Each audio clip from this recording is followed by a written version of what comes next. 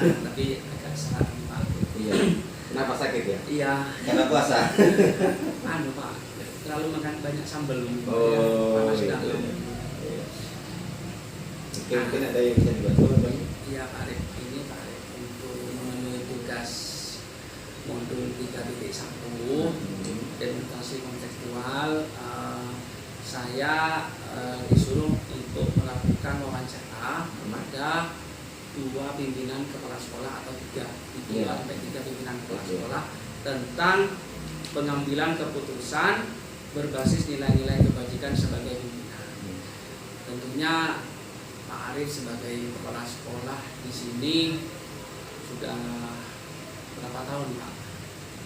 Saya kepala sekolah kalau di Di sini Kretek Anyar 4 ini. kalau di Kretek Anyar 4 ini saya baru hampir 1 tahun. 1 tahun. Baru 1 tahun, tapi kalau menjabatnya ya sebelum ke sini sudah 12 tahun. 12 tahun ini kira-kira Pak, pasti dalam 1 tahun itu kan ada permasalahan. Ya, pasti ada ya pasti. Walaupun tidak terlalu signifikan, ya murid, guru. Dari permasalahan itu Pak, pasti ada yang paling berkesan ya Pak. Iya.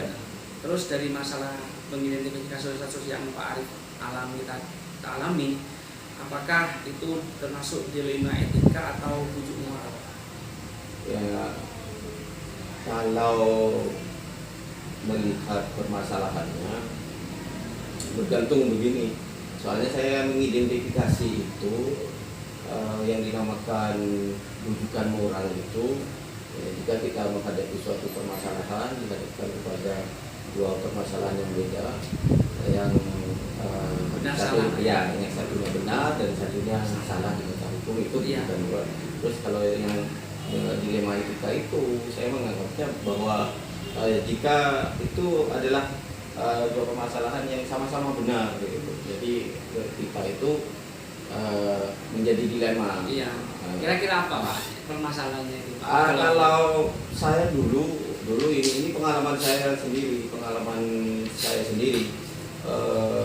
Pas waktu itu saya sedang mengikuti kegiatan pelatihan di Pamekasan juga sebenarnya.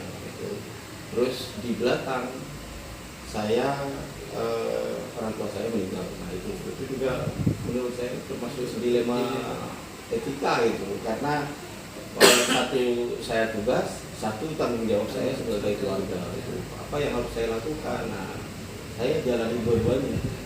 Jadi saya ikut pelatihan itu dengan izin, karena saya sampaikan bahwa ada permasalahan seperti ini, terus alhamdulillah diizinkan. Saya kembali lagi setelah semua fardu kifayah dilaksanakan, saya kembali lagi seperti itu. Jadi itu. Iya Pak, tapi termasuk dilematika itu Ya seperti itu ya. Karena benar Bapak itu menjalankan Ya karena panggilan untuk tugas itu. Satunya benar juga karena orang tua gitu ya. Itu orang tua. Orang bapak. Bagaimana Bapak menjalankan pengambilan keputusan terutama untuk kasus-kasus 2 kepentingan yang sama-sama benar atau sama-sama mengandung nilai kebajikan? Begini, untuk semua kasus itu sebenarnya yang pertama yang dilakukan harus identifikasi masalah. Jadi semua ya bukan hanya yang sama-sama benar, juga yang salah kan seperti itu. Semua kalau kita dihadapkan kepada suatu kasus, itu yang pertama yang harus kita lakukan adalah identifikasi masalah. Permasalahannya apa seperti itu. Setelah itu sudah identifikasi itu, kita juga harus melihat siapa yang terlibat seperti itu dan mengapa seperti itu. Jadi harus tahu.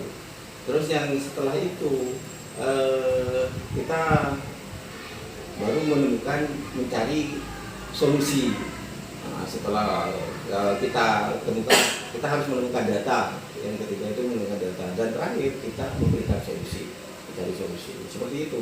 Itu langkah-langkahnya ya, Pak ya. Jadi langkah-langkahnya seperti itu. Jadi untuk untuk soal menyelesaikan satu kasus ya, yang saya lakukan Iya. sama dengan awal. Panjang juga Pak ya. Iya, Nggak semua bisa langsung sama. Saya juga waktu masuk ke sini paling tidak kita itu juga harus punya bekal masuk ke sini, ditugaskan di sini. Ya, saya pertama yang saya lakukan analisis SWOT, maksudnya analisis SWOT. Jadi kita harus tahu kelemahannya, kelebihannya, nah itu sehingga kita membuat suatu program itu yang lumayan panjang juga Pak ya. iya. Hal apa saja yang Bapak lakukan agar pengambilan keputusan itu efektif Nah, dalam ya itu. kasus dan dilematika itu? Ya itu tadi yang sudah saya katakan tadi, bahwa kita itu harus tahu permasalahannya. Jadi dengan tahu permasalahannya kita akan bisa mencari solusinya. Seperti itu. Jadi kita sudah mengidentifikasi terus dari datanya. Terus terutama nanti juga paling tidak harus melibatkan orang-orang yang berkepentingan. Tuh, ya, Tantangannya apa? Kira-kira apa Pak dalam kasus yang dihadapi Pak Ari? Tantangan kalau tantangan itu kan tidak semua orang kan bisa menerima apa yang kita lakukan seperti itu. Bisa memuaskan ya semua. itu makanya kalau kita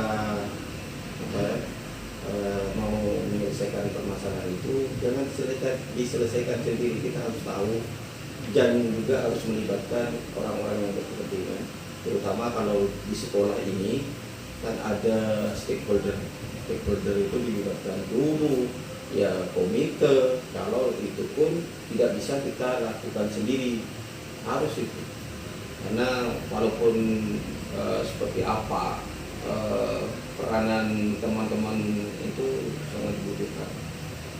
Memang itu Pak, saya juga merasakan tidak semuanya itu terpuaskan Pak. Ya benar, namanya manusia. Gimana Pak ya? Tapi sebagai pimpinan itu tidak boleh baper Pak ya. Ya. Kadang-kadang Iya, kan memihak ya, yang memihak. Iya, Gitu. kadang-kadang yang nggak puas itu kan nyindir-nyindir. Itu iya.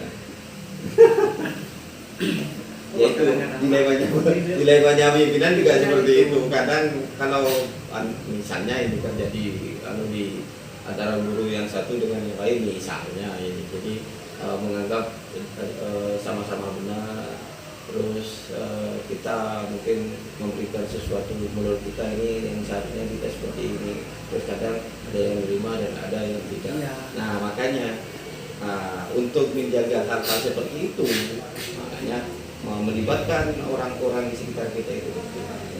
Sehingga mungkin dengan masukan-masukan yang ada dari teman-teman, mungkin teman yang bermasalah itu bisa paling tidak bisa menerima apa yang sudah kita berikan, ya solusi.